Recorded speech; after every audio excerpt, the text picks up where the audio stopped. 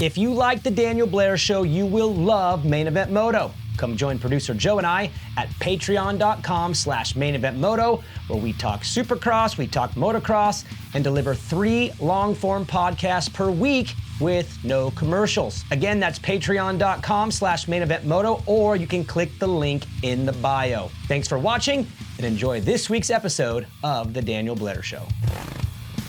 The Daniel Blair Show, sponsored by Motosport.com, Mika Metals, Race Tech, ASV Inventions, and Guts Racing.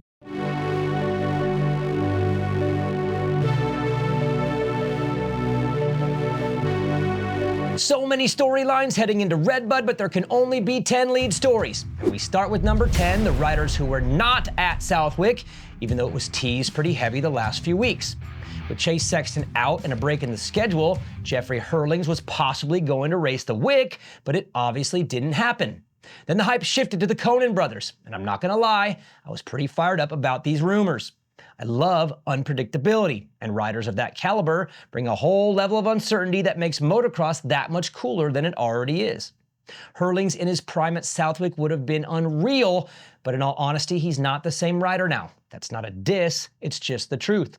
There was a time when he was the fastest motocross racer on the planet, proving that when he showed up at Ironman a few years back and destroyed everyone. But injuries and age have taken a toll, so the idea that he would have ran with Jett is laughable, but it still would have been incredible to see him at a Pro Motocross National again.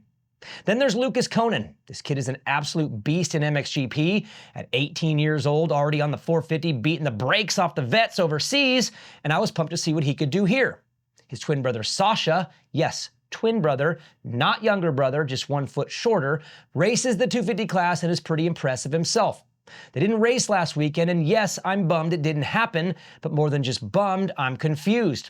There's been some online chatter and vague social media comments this past week, one of them being an Instagram post saying, "People are blocking me to make my dream come true." Who is he talking about? Is it the AMA? Was it the MXGP KTM team? Or the US KTM team? I'd like to know. And now I'm hearing RedBud might be possible, but it's all speculation. And if it doesn't happen again, and we don't find out who's blocking dreams, I'll be pretty annoyed. Someone get someone on the record and find out the truth for all of us, okay? Thanks. As for how they'd finish, in my opinion, Lucas ends up somewhere between 4th and 7th in that Aaron Plessinger, Justin Cooper range. The idea that he'd run with Jett, Hunter, Eli, or Chase is not super realistic to me. But Sasha? Anywhere from 2nd to upside down. He's that wild, he's that unpredictable, and in our current 250 class, there is no steady number 2 every week. Neither is touching Jett or Hayden though, and that's not a shot at MXGP. Jett and Hayden are just on another planet right now. They are the best in the world in my opinion, and it's not even close. But the reality is, this kind of ordeal is hard to pull off last minute. Between the cost, the travel, the politics, it all adds up and makes something that sounds simple actually really complicated. Fingers crossed for RedBud, but don't hold your breath. Lead story number 9 is Michael Mosman, who is proving each and every week that he is underrated. And I'm not just talking about his career as a whole, which has some highlights. I mean specifically this year, 2025. He's shown it now indoors and outdoors, with a 4th at Southwick to go with a podium in Supercross this year at Arlington. He's stacking SMX points at an accelerated pace, now sitting 8th overall, even with some DNFs. And from what I'm hearing, he might be on his way out at Star. What? How? Why? On a team of 100 riders, he's number 2 on the team, which means without the Deegs, he's number 1. And if rumors are true, there's been talks with Quadlock Honda, which would actually be an interesting fit. His last chapter in racing ended kind of weird with an injury and a quiet exit. I still remember the issues he had with Jett Lawrence and Supercross back in the day. The Indy Supercross stands out, where they were taking each other out and mouthing on the podium. Michael called Jesus a savage after taking Jett out, and I almost LOL'd on live TV. But he had 12 podiums and a win over the course of a couple years, always teased the idea that he was putting it all together, and just like that, snap, he was gone. His return to racing was also quiet and kind of odd, and honestly, most people thought Star was crazy and taking a gamble, which they were. He was always fast, but he had a reputation of crashing, which he did a lot. But now he looks pretty solid. He's matured. He's finding some consistency, and right now he's easily Star's second best rider. With silly season stuff always on the mind, he gets forgotten about a little, but after this weekend's results, I think we should keep a closer eye on what's happening with Mosey. Lead story number 8 is the Rookie of the Year title that looks to be heading Mikael Harup's way. Drew Adams missed Southwick, lost a ton of points to the Dutchman, and now sits 51 points behind him. That's a tough gap to close, especially when both riders are finishing around the 10th-ish place range. I'm hearing Drew should be back soon, but the chase for Rookie of the Year honors are pretty much over. Same for Parker Ross, who was also impressive at Southwick, finishing 12th overall and is now running 18th in the standings. If it weren't for getting 0 points at Thunder Valley and High Point, he'd be right in the mix of this thing. But as it stands, he's also over 50 points back, which is too far to make up on Harup, who is sneaky, becoming maybe a top 5 guy soon. The 6th at Southwick was his best. Hunter Lawrence is a boss, and lead story number 7 is to recognize Big Bro's day, and in my opinion, Southwick was one of his best days ever on the 450. Yes, Jett won again, and honestly, it might have been his most flawless win to date, a psycho alien ride, but I've said enough about Jett over the years. He gets plenty of attention, and when he does what he did like that, there's nothing really to say, other than good job, you freak. The real story is how incredible Hunter was. He passed Eli Tomac straight up and beat him on one of his best tracks. And now 5 rounds in, he's starting to settle into this 450 class. If this trajectory continues, Eli and Chase Sexton may need to adjust their expectations. Both obviously have Jett on the mind, but for Chase, who is coming back from injury this weekend, he may want to focus on getting through Hunter first. As for Eli, he had a rough day, but like the legend he is, he owned it on the podium. After that Moto2 win at High Point and a weekend off to recover, I had some pretty high hopes coming in, but honestly, this was the closest he's looked to average all season.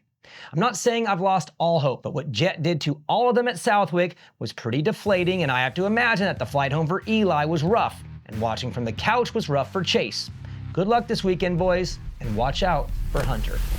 I hate to double down on a topic, but for lead story number 6, I've got to address this again.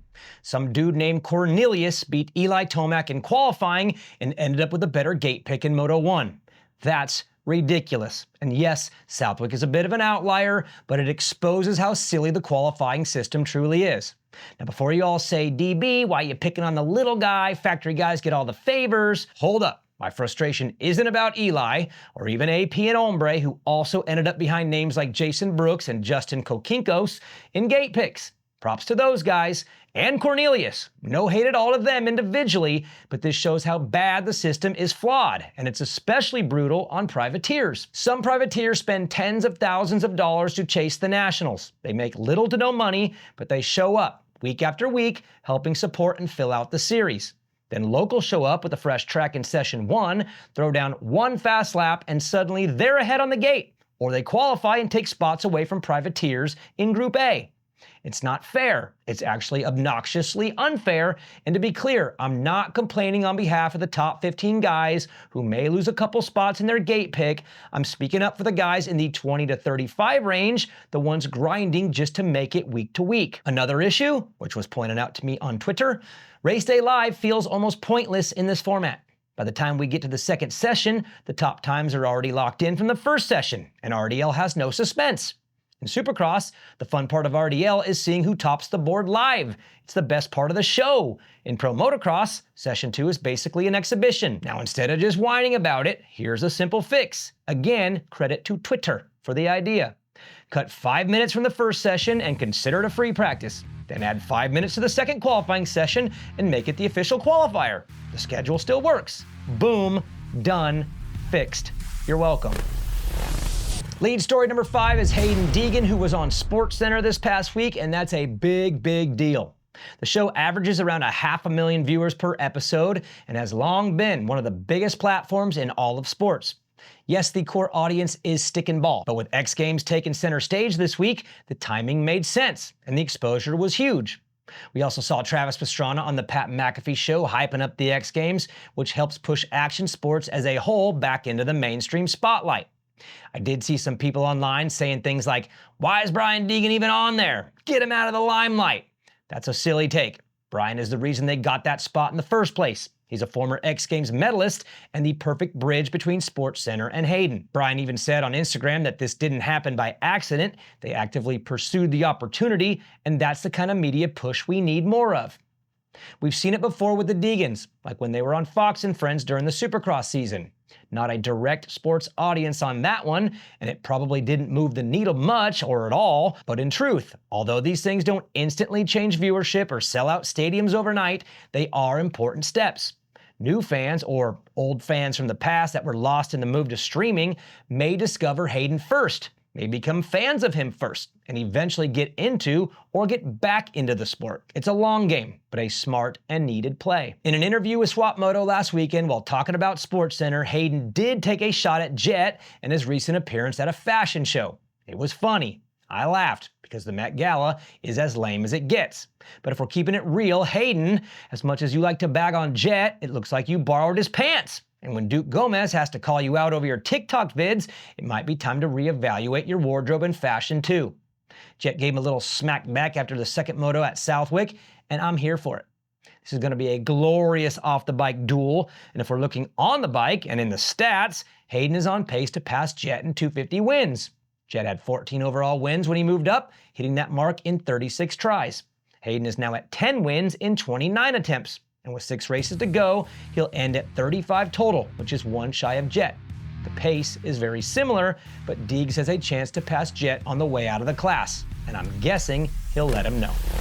Antonio Cairoli is officially in for RedBud and Millville, and lead story number 4 has me fired up. I've always been a big fan of Tony, but honestly, my excitement this time around is more about Ducati making their US debut with the new bike. He'll be racing the American version of the bike, not the Euro setup that already has data and wouldn't translate to the US tracks anyway. That's a huge detail, and it shows they're smart when it comes to getting this bike right here. The tracks they've chosen are smart choices too. Those are your middle ground tracks in terms of layout, soil, and feel. Unlike the extreme outliers like Southwick or Washougal, the rest of the schedule has tracks with ruts, standard braking bumps, and some elevation. Exactly what they need to acquire American Pro Motocross data. From a media standpoint, it's pretty brilliant too. Tony is an international icon, and the attention from the media and the TV broadcast will be heavy, which is exactly what Ducati wants. Between the visibility and the data collection and the brand hype, it's a perfect move. As for race results, honestly, who cares? I don't. This isn't about where he finishes, it's about the bigger picture, which is seeing the bike in action, watching how it works under race conditions, and starting to build some buzz for the eventual release. And the fans won't be the only ones watching the Ducati closely. Justin Barcia will be paying attention too, as he's been tied to the project all year, and with Tony likely finishing somewhere in that 8 to 12 range, he'll probably be right where Bam is, and Justin will get a front row seat. Bottom line, the real story isn't just about Cairoli racing, it's Ducati showing up for the first time in professional American racing, and I can't wait to see it. Jorge Prado is lead story number 3, and this past weekend at the Wick, he gave us a glimpse of what he can do, and will eventually do more often. I said it in my preview show, and I've repeated it for the last 6 weeks. The expectations for him were way too high and unrealistic. I've been consistent with this take. Last week, every single moto show was all about Prado. Panic, criticism, and overreaction. Now, y'all need to calm down. Coming off an injury, riding for a new manufacturer after spending his entire career on a KTM chassis, on a bike that isn't fully developed with a new team with new personnel, while adjusting to a completely different one-day race format on unfamiliar tracks, and worst of all, almost zero real prep time in worthless Southern California, doesn't reflect the reality of who he is. Now, was Southwick incredible? No, it was just a glimpse. He even crashed both motos and didn't land on the podium. But we saw some life, which is all 2025 is about. Now, I've been behind the curtain on this one, so I did have some insight. I've been working with his inner circle since mid-April, helped get him out to ClubMX for a quick week back in May, and that gave me a sneak peek, so my perspective wasn't a guess. It was easy to see that things would get better the more he moved through the calendar and the better his situation became. He came back to club the Monday after High Point, acclimated to the group, and even spent some time in the clubhouse with the amateur kids. We held a weekly meeting on Monday mornings, and Jorge and his dad sat in, which is pretty rad for everyone. Kawasaki was on site working. He rode with the pros and with the kids, and even spent some time swimming in the pond with the full-timers on site. No hype, a little press, but has just been quietly putting in the work and adapting. Chad Reed has been involved too, in many ways on the property. He humbly played it cool on the broadcast, but he's helping big time. So what about moving forward? Is it time to swing the pendulum back the other way? No, I'm not even sure RedBud or Millville will be as strong as Southwick. Southwick's a unique race on the schedule, but the trend is there, and that's all he needs right now. Every day and every weekend, they're learning something new. Nothing about this summer will mirror anything Jorge has done before. There will be more good motos, and there will be more bad ones. This is the summer of data acquisition, and we need to remember that his success has never came from reckless speed and sending it. It's always been about calculation, strategy, and execution. So chill the expectations, chill the freakouts, and just let year one happen. Lead story number 2 is Ken Roczen, who appeared on the AC and JB show last week and had some interesting things to say about the Deegs. He made a few solid points, especially about how hard it will be for Hayden to work through the pack after a bad start in the 450 class, something he's been able to pull off in the 250s. I agree with that 100%. But in the process, Kenny might have accidentally made himself Hayden's first big target for when he moves up. Kenny commented that Hayden won't be able to get away with his attitude right away in the 450s, that there are just too many good guys at that level and they won't put up with it. Oops. We've heard this kind of talk before from the vets. People said the same thing about Jett Lawrence before he moved up. Wait until he's out there with Bam Bam and Hombre. And aside from Jason shaking Jett around by his helmet in San Francisco, Jett's basically toyed with this field since making the jump. This kind of skepticism from 450 veterans towards the 250 kids coming up is standard, and a lot of vets over the years have said the exact same things about how it won't work so easy. It was said about RC, Stu, RV, Kenny himself, and Jett, and they all rose to the top pretty quickly. The issue for Kenny is that now he's a marked man. Hayden will come in guns a-blazing, and by year 2 at the latest, he'll be beating a lot of these guys straight up. He's not lucking into success. He's the complete package, and arguably has a more intense alpha mindset than anyone in the 450s right now, outside of maybe Coop. Kenny will be part of the first wave Hayden has to go through on his way to Jett. And the Deegans aren't dumb. They know how to stir it up, they love this game, and picking a target as popular as Kenny is a smart move from a marketing standpoint. He's extremely high profile, and outside of Eli, is probably the most popular current racer in the world. Now, I don't think anything Kenny said was egregious, but I'd bet money that the Deegans are already penciling him in for a response. Book it now. There will be some tension between them, and it'll happen the first day Hayden's season opening. You can add Hunter Lawrence and Chase Sexton to that list too. They've made past comments about Hayden that won't be forgotten.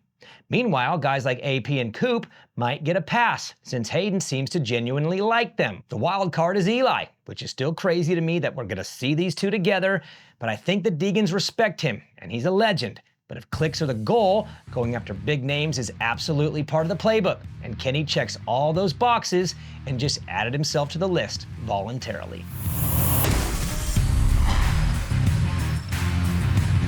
Life and family will always be bigger than race results, which is why today's lead story is Aiden Zing, who passed away this past weekend at Mammoth. It was absolutely heartbreaking to hear the news on Saturday, and it's been incredibly difficult to even scroll through Instagram. I have felt sick since I got the news, and I can't even imagine the feeling of being on site that day. Seeing the outpouring of grief from friends of the Zing family, and especially from his fellow racers who have known Aiden since he was just a little kid on minis, is unexplainably painful. Aiden was a 250B rider for Team Green. He won Loretta Lynn's last year in the Super Mini class, and was a rising star with a bright future. Anytime we lose someone in this sport, it hits hard. Whether it's a local racer or someone as well known as Aiden, the pain is real and shared by our entire motocross family. When it's a rider of Aiden's profile, the news spreads fast, and on Saturday, it hit everyone like a ton of bricks. My heart goes out to the Zing family, and I pray they find peace and strength in this incredibly difficult time. And we'll see you next week.